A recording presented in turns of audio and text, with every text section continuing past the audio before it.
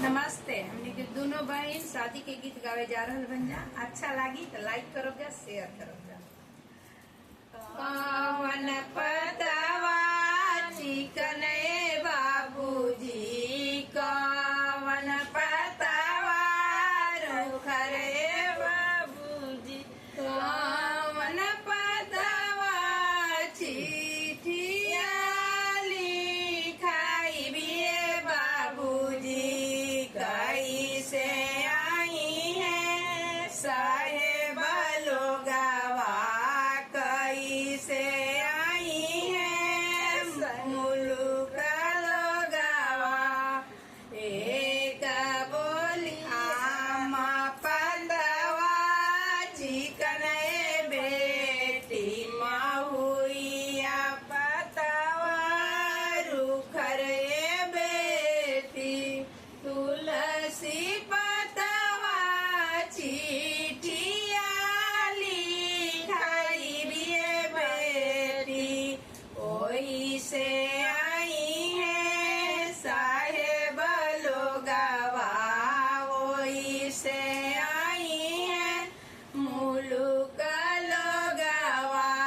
एक बोलिया बोलनिए बाबूजी, बोला ताला जैनिए बाबूजी, मोरी बारी आतिया घामैलिए बाबूजी, कैसे आई है साहेब राजा, कैसे आई है मुल्क राजा।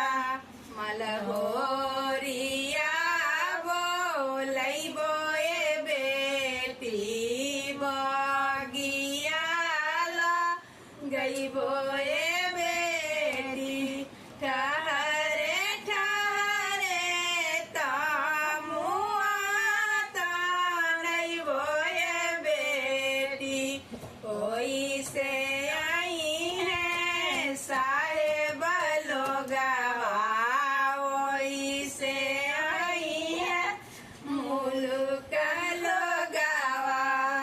एक बोलिया बोलनिए बाबूजी, बोला ताला जैनिए बाबूजी, मोरी बारी आतिया भूखैलिए बाबूजी, कैसे आई है साहेब लोगावा, कैसे आई है मुल्क लोगावा। एक धलुआइया बोलैबो ए बेटी, पूरी बुनिया छानवैबो ए बेटी, रसगुल्ला सब्जी बनवैबो ए बेटी, ठहरे ठहरे कुर्सी टेबुल लगवैबो ए बेटी, ओही से खाई है साहेब लोगावा, ओही से खाई है मुल्क लोगावा।